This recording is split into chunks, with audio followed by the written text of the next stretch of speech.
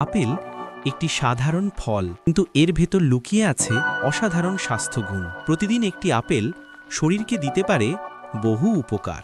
আপেলে আছে vitamin C, potassium এবং antioxidant, যা শরীরের রোগ প্রতিরোধ ক্ষমতা বাড়াতে অসাধারণভাবে কাজ করে।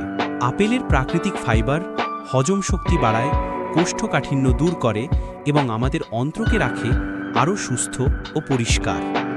এতে থাকা অ্যান্টিঅক্সিডেন্ট মস্তিষ্কের কোষকে রক্ষা করে, স্মৃতিশক্তি বাড়ায় এবং মনোযোগ ধরে রাখতে সাহায্য করে। হার্টের জন্য আপেল বেশ উপকারী।